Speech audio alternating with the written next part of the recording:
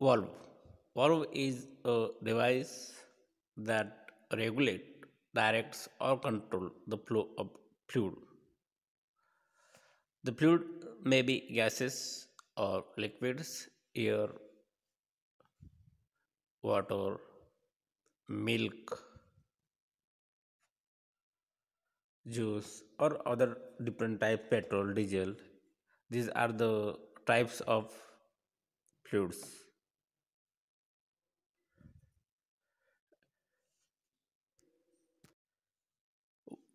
By closing or opening or partially obstructing various passageway, we can stop the flow of fluids from one part to another part or from one direction to another direction.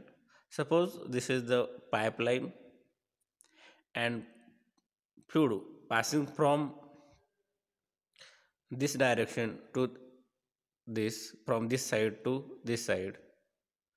Then to stop or to prevent this continuity, at that point, wall is placed to stop this passageway or to prevent the entry of this fluid from one part of pipe to another part of pipe, or to discontinue the this flow of water from one part to another part of pipe. For that, valve is generally used. This is the valve. Now there are different types of wall: air wall, check wall, relief wall, scour wall, gate wall. These are the main common types of wall. First type of wall is air wall. This is the different wall in diagram and different components of wall. These are the accessories of wall. Now, first point is air wall. Air wall is also called as air relief wall. जे काही air valve आहे ते air वॉलला आणखी काय म्हणलं जातं, air relief wall म्हणलं जातं. आता जेव्हा एखाद्या पाईपमधून वॉटर कॅरी होत असते वेळेस किंवा फ्लो होत असते वेळेस प्युअरली वॉटर काय कॅरी होणार नाही. त्या वॉटरमध्ये काही प्रमाणात एअर कंटेंट असतो, एअरचा समावेश असतो. मग अशा प्रकारचं जर एअर त्या वॉटरमध्ये जर प्रेझेंट असेल तर ती एअर काय करते, त्या वॉटरच्या टॉप साईडनं कॅरी करते. म्हणजे जी काही वॉटर आहे त्या वॉटरच्या टॉप साईडनं ते काय होते, ॲक्युमुलेट होते. आणि ॲक्युमुलेट झाल्यामुळं मग काय होईल, त्या ठिकाणी जर असेच एअरचं प्रमाण त्याच्यामध्ये वाढत गेलं तर त्या ठिकाणी काय होण्याची शक्यता आहे, जो काही पाईप आहे त्या ठिकाणी काय होण्याची शक्यता आहे, एअरलॉक होण्याची पॉसिबिलिटी आहे. मग हे जर आपल्याला अवॉइड करायचं असेल तर आपल्याला काय करावं लागेल, त्या ठिकाणी एअर वॉल प्लेस करावं लागेल, जेणेकरून जे काही एअर कंटेंट आहे पाईपमध्ये अलॉंग विथ वॉटर ते आपल्याला काय करायचं असतं, एक्झिट करायचं असतं किंवा रिमूव्ह करायचं असतं, किंवा त्याला आपण म्हणू एक्झिट. ते काय करायचं, आपल्याला काढून टाकायचं असतं. मग हे काढून टाकण्यासाठी आपल्याला काय करावं लागेल, एअर वॉल त्या ठिकाणी प्लेस करावं लागेल. तर जी काही पाईप आहे तर आपल्याला त्या ठिकाणी काय करावं लागेल, जी काही एअर आहे ती कुठं जमा होते, टॉपला. जे काही पाईप आहे त्या पाईपच्या ज्या ठिकाणी हाय पॉईंट असेल किंवा समिट पॉईंट असेल त्या ठिकाणी काय होते, आपली एअर ॲक्युमुलेट होते, जमा होते किंवा संचय होते. मग त्या ठिकाणी आपला ज्या ठिकाणी समिट पॉईंट आहे पाईपचा त्या ठिकाणी आपल्याला काय करावं लागेल, एअर वॉल प्रोव्हाइड करावं लागेल along the pipeline. The air wall should be located at points which close or above the hydraulic gradient. आता फर्स्ट जो काही लोकेशन आहे ते वॉल कुठं प्रोव्हाइड करायला पाहिजे, तर ती वॉल कुठं जी काही लोकेशन असायला पाहिजे ती वॉल प्रोव्हाइड पाहिजे at summit points along the water pipe. ज्या ठिकाणी पाईपची उच्च लाईन आहे त्या ठिकाणी ती काय करायला पाहिजे, त्या ठिकाणी प्रोव्हाइड करायला पाहिजे. पुन्हा आणखी एक दुसरा एक क्रायटेरिया आहे, तो म्हणजे जे काही एअर वॉल्व आहे ते कुठं बसायला पाहिजे, near or above the hydraulic gradient line, किंवा जे काही हायड्रोलिक ग्रॅडियंट आहे त्या हायड्रोलिक ग्रॅडियंटच्या जवळ तिथं आपली एअर वॉल बसवली पाहिजे. हे दोन जे की पॉईंट्स आहेत त्या ठिकाणी आपलं काय करायला पाहिजे, मग किंवा लोकेशन्स आहेत त्या ठिकाणी आपल्याला एअर वॉल बसवायला पाहिजे. मग लोकेशन कोणतं झालं, एक summit point along the pipeline आणि दुसरा नियर और अबोव द हायड्रोलिक ग्रॅडियंट. हे दोन काय आहेत, लोकेशन्स ऑफ एअर वॉल. या ठिकाणी आपल्याला काय करायला पाहिजे, एअर वॉल बसवलं पाहिजे. आज जर आपण एअर वॉल प्रोव्हाइड केलं नाही तर तिथं काय होण्याची शक्यता आहे, त्या ठिकाणी एअरलॉक होण्याची शक्यता आहे. मग ही एअरलॉक आपल्याला रिमूव्ह करायचं असेल तर त्या ठिकाणी आपल्याला काय करावं लागेल, एअर वॉल प्लेस करावं लागेल. If air valves are not provided there are chances for pipes to be airlock. हे झालं फर्स्ट रिझन. आणखी काय होऊ शकतं, जर एअरलॉक नाही, एअर वॉल नाही प्रोव्हाइड केलं तर त्या पाईपचा जो काही क्रॉस सेक्शनल एरिया आहे तो काय होऊ शकतो, रिड्यूस होऊ शकतो. एंटायर जो काही क्रॉस सेक्शनल एरिया आहे त्या ठिकाणी पूर्णपणे वॉटर कॅरी होणार नाही किंवा फ्लूइड कॅरी करू शकणार नाही. का करू शकणार नाही, कारण त्याच्यामध्ये एअर कंटेंट आहे. एअर कंटेंट काय करतो, अपसाईडला इथं डिपॉझिट झालेला असेल, मग त्याच्यामुळं एंटायर क्रॉस सेक्शन आपण वॉटर कॅरी करण्यासाठी त्या ठिकाणी युटिलाइज करू शकणार नाही. मग त्या ठिकाणी तुमचा क्रॉस सेक्शनल एरिया आहे, एरिया ऑफ फ्लो, तो का होऊन जातो, एरिया ऑफ इथं एरिया असेल, जर एअर वॉल्व नसेल, एअर जर प्रेझेंट नसेल तर हे टोटल जो काही पेस आहे हा सर्क्युलर, आपण काय करू शकतो, पूर्ण वॉटर कॅरी करण्यासाठी हे एंटायर क्रॉस सेक्शन वापरू शकतो. पण ह्याच्यामध्ये एअर असेल तर इथं एअर असेल तर इतकाच पोर्शन आपल्याला काय असणार आहे, हे रिकामी राहिलेला पेस, हा पोर्शन, इतक्याच पोर्शनमध्ये आपण काय करू शकतो, वॉटर कॅरी करू शकतो. म्हणजे त्या ठिकाणी जो काही इफेक्टिव्ह एरिया आहे फ्लोचा तो काय होऊ शकतो, रिड्यूस होऊ शकतो. एरिया रिड्यूस झाला म्हणजे तुमचं काय होईल, त्या ठिकाणी जो काही डिस्चार्ज आहे पाईपमधून कॅरी होणारा तो देखील काय होऊ शकतो, रिड्यूस होऊ शकतो. कशामुळं, ड्यू टू एअर लॉकिंग. त्या ठिकाणी एअर जर प्रेझेंट असेल तर त्या ठिकाणी तुमचं काय होईल, डिस्चार्ज पण त्या ठिकाणी रिड्यूस होऊ शकेल. Next, the provision of air wall along the water pipe also helps in admitting air quickly when vacuums occurs in water pipe due to sudden breakdown of water pipeline at low points. एखाद्या वेळेस तुमच्या ठिकाणी पाईपमध्ये breakdown झालेला असेल, मग breakdown झाल्यानंतर त्याच्यामध्ये air का असणार आहे, प्रेझेंट होणार आहे. ज्या ठिकाणी आपण ओपन केलं होतं किंवा ब्रेकडाऊन झालं होतं त्या ठिकाणी एअर प्रेझेंट असणार आहे.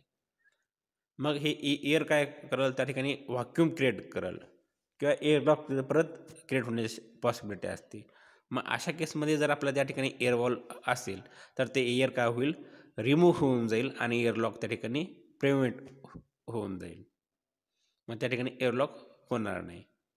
Air valve consist of cast iron chamber. जे काही एअर लॉक आहे, सॉरी एअर वॉल आहे, मग त्याच्यामध्ये काय काय तुम्हाला, तर त्या कास्ट आयरन चेंबर आहे, फ्लोट आहे, लिव्हर आहे आणि जी काही हे आहे आणि पपेट वॉल्व आहे. ह्याच्यामध्ये तुम्हाला हे जे काही दिसतंय पूर्ण असेंब्ली, तर ही असेंब्ली कशाची, आपली कास्ट आयरन चेंबर आहे आणि हे तुमचं काय आहे, हे लिव्हर आहे आणि हे तुमचं काय, फ्लोट आहे. तर अशा प्रकारचे जे काय आहेत कंपोनंट्स ऑफ एअर वॉल्व आहे. ही जी काही डायग्राम आहे, तर ही डायग्राम कशी तुमची एअर वॉलची डायग्राम आहे. नेक्स्ट तुमची जो काही पॉईंट आहे तो म्हणजे तुमचं चेक वॉल. आता चेक वॉलला आणखी दुसरं एक नाव आहे, ते म्हणजे रिफ्लक्स वॉल किंवा नॉन रिटर्न वॉल. आता ह्याला असं का म्हणलं बाबा, ह्या चेक वॉलला रिफ्लक्स वॉल किंवा नॉन रिटर्न वॉल का म्हणलं, ह्याच्यामध्ये जो काही फ्लो आहे तो काय होतो, तुमचा फक्त एकाच डायरेक्शनला फ्लो होतो. आता ही जी काही आपल्याला हे करायचे आहे, या ठिकाणून वॉटर कॅरी करायचे फ्रॉम बॉटम साईडहून समजा, आणि इथं जर आपण वॉल प्लेस केली या ठिकाणी तर काय होईल, ह्याचं जी काही डोर आहे वॉलचं, हे काय करेल, जेव्हा अपसाईडला तुमचा फ्लो जात असेल वरच्या बाजूला, हे काय करेल, तेव्हा हे वॉलचं डोर ओपन होईल. पण जेव्हा तुमचा फ्लो, जेव्हा आपण फ्लोची जी काही कंटिन्युटी आहे स्टॉप झाली असेल, मग त्या केसमध्ये जो काही फ्लो आहे तो काय येईल, रिव्हर्स येईल. मग रिव्हर्स येते वेळेस ही वॉल काय होणार, या वॉलचा डोर क्लोज होणार व त्या ठिकाणी जी काही वॉलचा क्लोज डोर झाल्यामुळं रिव्हर्स एंट्री वॉटरची काय होईल त्या ठिकाणी प्रिव्हेंट होईल. म्हणजे जी रिव्हर्स एंट्री वॉटरची होणार होती ती काय होईल या ठिकाणी स्टॉप होऊन जाईल. कारण ही डोर काय होणार आहे क्लोज होणार आहे. जेव्हा रिव्हर्स डायरेक्शननं फ्लो येईल त्यावेळेस हे तुमचा जो काही डोर आहे तो डोर काय होऊन जाईल क्लोज होऊन जाईल. त्यामुळे तुमची जी काही वॉटरची एंट्री आहे ते फक्त काय होईल एकाच डायरेक्शन होईल. म्हणजेच ह्या अपसाईडलाच वॉटरचं जे काही फ्लो डायरेक्शन आहे तेच तुमचं काय होईल कंटिन्यू असेल जेव्हा ही गेट ओपन असेल. तर जेव्हा गेट क्लोज करू किंवा तुमचा हा वॉटरचा जो काही कंटिन्युटी आहे तो स्टॉप असेल तेव्हा काय होईल इथलं हे जे काही वॉटर आहे वरच्या साईडला ते काय येईल परत येण्याची पॉसिबिलिटी असते. मग तेव्हा त्या केसमध्ये हे काय होईल हे डोअर क्लोज झाल्यामुळं हे वॉटर इकडं खाली येणार नाही. मग ह्याला काय म्हणलं जातं रिफ्लक्स वॉल किंवा नॉन रिटर्न वॉल म्हणलं जातं. याच्यामध्ये फक्त काय केलं जातं जे काही डोअर आहे फक्त एका साईडला ओपन होतं. हे जेव्हा असेल ही डोअर असं वरच्या बाजूला जातं. जेव्हा फ्लो कंटिन्यू फ्लो असेल किंवा मुव्हिंग फ्लो असेल तेव्हा हे काय होईल डोअर ओपन होईल. आणि जेव्हा ह्या डायरेक्शनने रिव्हर्स डायरेक्शनने फ्लो येईल तेव्हा रिव्हर्स डायरेक्शननं फ्लो येत असल्यामुळे ही वॉल काय होऊन जाईल क्लोज होऊन जाईल ॲटोमॅटिक. इथं क्लोज होऊन जाईल. त्याच्यामुळे ते जे काही वॉटर आहे अपसाईडचं ते डाऊनस्ट्रीमला येणार नाही. म्हणून ह्याला काय म्हणलं जातं नॉन रिटर्न वॉल और रिफ्लक्स वॉल. फक्त त्याच्यामध्ये एकाच डायरेक्शनला जो काही वॉटरचा फ्लो आहे तो अलाउड असतो. बोथ साईडला जो काही वॉटरचं मूव्हमेंट आहे त्याच्यामध्ये काय केलं जातं रिस्ट्रिक्ट केलं जातं किंवा अवॉइड केलं जातं किंवा ते डोअर अलाव करत नाही. आता त्याच्यामध्ये तुम्हाला सांगितलेलं आहे check valve is an automatic device which allows the water to go in one direction. आता इथं सांगितल्याप्रमाणे फक्त एकाच डायरेक्शनला तुमचं वॉटर काय होईल मूव्ह होईल तुमचं ह्याच डायरेक्शनला. जेव्हा इकडं वॉटर येण्याचा प्रयत्न करा रिव्हर्स त्या केसमध्ये तुम्हाला काय होईल जे तुमचं हे जे काही डोअर आहे ते ऑटोमॅटिक काय होऊन जाईल इथं क्लोज होऊन जाईल. कारण ते असं येणाऱ्यामुळं ते वॉटरचा इम्पॅक्ट त्या डोअरच्या बॅक साईडला होईल. मग बॅक साईडला जाईल जो काही डोअर आहे तो ऑटोमॅटिक क्लोज होऊन जाईल. आणि क्लोज झाल्यामुळं जो काही फ्लो आहे त्या ठिकाणी काय होऊन जाईल स्टॉप होऊन जाईल फ्रॉम अदर डायरेक्शन. याच्यामध्ये फक्त काय आहे तुमचं जे काही फ्लो आहे which allows the water to go in one direction. म्हणून ह्याला काय म्हणलेलं आहे रिफ्लक्स वॉल और नॉन रिटर्न वॉल. आणि ही वॉल कशी आहे ॲटोमॅटिक डिव्हाइस आहे ऑटोमॅटिक वॉल्व आहे which allows the water to go in one direction. The reflex wall is invariably placed in water pipeline which obtain water directly from pump. When pumps fails or stops, the water will not run back to pump and thus the pumping equipment will be saved from damage. Similarly, at intersection between polluted water system and a potable water system, the provision of reflux wall will prevent the entry of polluted water into the pure water. आता ह्याच्यामध्ये जी काही direction आहे वॉटरची ते काय फक्त one डायरेक्शनला water move होतं. आणि तसं केल्यामुळं काय होईल जेव्हा पंपिंग स्टेशन स्टॉप झालेलं असेल किंवा फेल झालेला असेल त्या केसमध्ये तुमचं काय होईल जे काही पंपिंग इक्विपमेंट आहेत डॅमेज होण्यापासून काय होतील ते अवॉइड होतील. म्हणजे ते इक्विपमेंट काय होतील डॅमेज होण्यापासून सेफली राहतील. ते त्या ठिकाणी डॅमेज होणार नाही जर चेक वॉल त्या ठिकाणी प्लेस केलेले असेल. आणि काही केसमधून आपण एखाद्या वेळेस प्युअर वॉटर एखाद्या ठिकाणी सेंड करत असू मग जेव्हा आपलं वर्किंग स्टॉप झालेलं असेल किंवा पंपिंग फेल्युअर झालेला असेल किंवा पंप वर्क नाही करत असेल मग तेव्हा प्युअर वॉटर सेंड करत असते वेळेस दुसऱ्या साईडचं पोल्युटेड वॉटर काय करतं जेव्हा वर्किंग स्टॉप झालं असेल तर ते रिव्हर्स येत असतं. मग रिव्हर्स येते वेळेस काय होईल इथं जर आपण चेक वॉल किंवा रिफ्लक्स वॉल जर बसवली असेल तर त्या रिफ्लक्स वॉल काय होईल ॲटोमॅटिक इथं क्लोज होईल. जेव्हा ह्याच्यामध्ये मिक्स होण्याचा प्रयत्न करत असेल तेव्हा काय होईल तर जे काही रिव्हर्स फ्लो आहे तो काय होईल ह्याच्या बॅक डोअरला येऊन त्या ठिकाणी इम्पॅक्ट होईल आणि ती वॉल काय होईल ॲटोमॅटिक क्लोज होऊन जाईल. अशा केसमध्ये, ह्या 2 केसमध्ये आपलं चेक वॉल किंवा रिफ्लक्स वॉल किंवा नॉन रिटर्न वॉल प्लेस केली जाते. तर ह्याचे जे काही मेन फंक्शन्स आहेत, ते मेन फंक्शन्स काय आहेत? To prevent the pumping equipment from damage, and second, to provision of reflux valve to avoid entry of polluted water into pure water. These are the main 2 reasons for that check valves are provided. Next valve is, this is the diagram of check valve or non-return valve or reflux valve. This is the diagram and this is the door. Water only allow this direction. जर पाणी ह्या direction येत असेल तर ती wall, ह्या वॉलचा gate काय होईल? ऑटोमॅटिक क्लोज होऊन जाईल. जेव्हा फ्लो मूव्ह होत असेल किंवा पंपिंग स्टेशन रन असेल तेव्हा ही वॉल काय होईल? ऑटोमॅटिक ओपन होऊन जाईल. पण जेव्हा रिव्हर्स डायरेक्शन फ्लो येईल तेव्हा ऑटोमॅटिक ही वॉल काय होऊन जाईल? क्लोज होऊन जाईल. त्याच्यामुळं ह्या वॉलला म्हणलं आहे चेक वॉल किंवा रिफ्लक्स वॉल और नॉन रिटर्न वॉल. आता नेक्स्ट जो काही पाईप आहे तुमचा, जॉईंट वॉल्व आहे तो म्हणजे रिलीफ वॉल. आता ज्या ठिकाणी मॅक्झिमम प्रेशर पाईपमध्ये निर्माण होण्याची शक्यता अशा केसमध्ये काय केलं जातं? रिलीफ वॉल बसवलं जातं. जे काही रिलीफ वॉल आहे त्याला आणखी काय म्हणलं जातं? Automatic cut off wall, safety wall म्हणलं जातं. The load on the spring is adjusted to the maximum pressure. The relief valve are located at every point along the water pipe where pressure is likely to be maximum. When pressure of water exceeds a predetermined limit, the valve operate automatically and it will save particular section of pipe before bursting of pipe takes place. आता ही wall कुठं बसवली जाते? ज्या ठिकाणी maximum pressure develop होण्याची किंवा possibility असते अशा केसमध्ये काय केलं जातं? रिलीफ वॉल किंवा सेफ्टी वॉल और automatic cut off wall place केलं जातं. म्हणजे हे जे काय ते synonyms, automatic cut off wall, safety wall. ज्या ठिकाणी मॅक्झिमम प्रेशर डेव्हलप होण्याची शक्यता असते त्या ठिकाणी काय केलं जातं? किंवा ऑकड निर्माण होण्याची शक्यता आहे अशा ठिकाणी ते काय केलं जातं? रिलीफ वॉल बसवली जाते.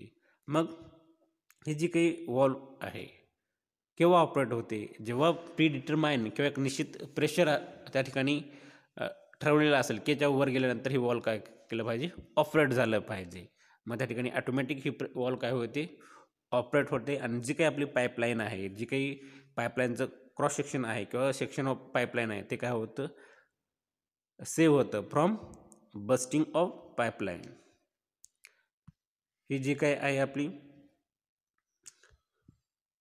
डायग्राम आहे रिलीफ वॉल, हे ते म्हणजे स्प्रिंग. जेव्हा जे काही प्रेशर डेव्हलप होतं हे काय केलं जातं? इथं कॉम्प्रेस केलं जातं. त्याच्यामुळं जे काही क्रॉस सेक्शन आहे पाईपचं सेव्ह होतो किंवा प्रिव्हेंट होतो from bursting. Second last point, scour valve. Scour valve is also called as blow up valve or drain valve or washout valve. आता याचे जे काही नेम्स आहेत, scour valve is also called as blow up valve or drain valve, washout valves. These are the ordinary sluice valve which are located at dead ends and depressions all lowest points in mains.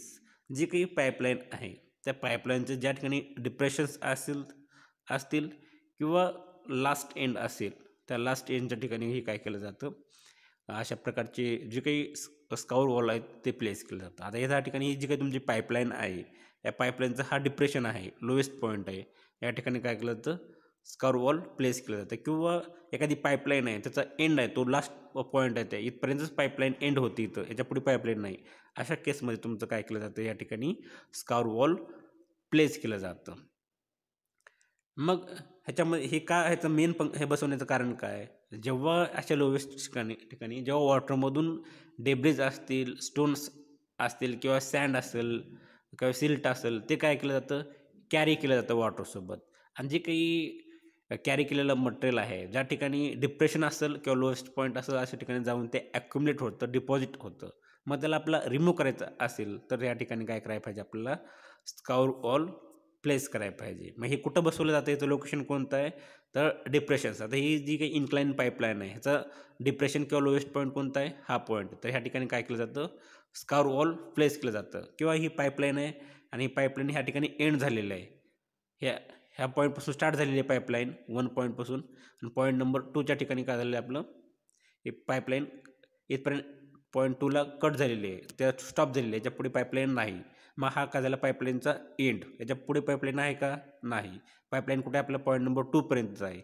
मग हा पाईपलाईनचा end असेल, या एंडच्या ठिकाणी काय केलं जातं, आपलं जे काही स्काउर वॉल आहे ते प्लेस केलं जातं. आणि ह्याचं मेन फंक्शन काय बसवण्यामागे ह्या स्काउर वॉलचं, तर त्याचं मेन फंक्शन काय, जे काही वॉटरसोबत सँड, सिल्ट किंवा ग्रीट जे काही कॅरी झालेलं आहे त्या पाईपलाईनमध्ये, त्याला जे काही डिपॉझिट झालेलं मटेरियल आहे त्याला आपल्याला काय करायचं असतं, रिमूव्ह करायचं असतं.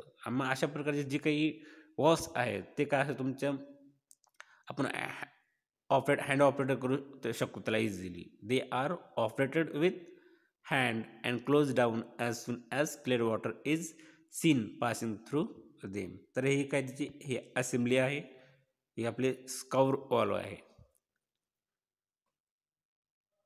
जेणेकरून आपण ह्याच्यातून जे काही सँड असेल, सिल्ट असेल ते रिमूव्ह करू शकतो. आता लास्ट जो काही पॉईंट आहे आपला gate wall.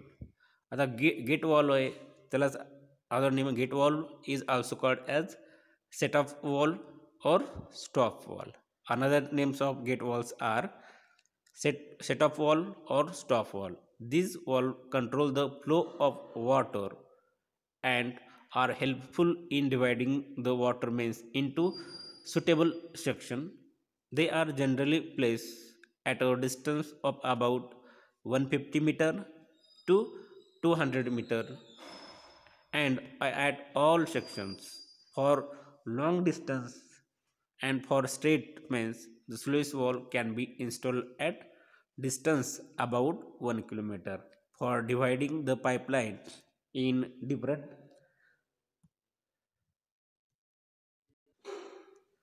divide pipe in different sections.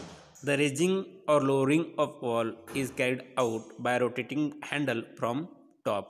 The installation of sluice wall is very much useful in case of intermediate system of supply of water.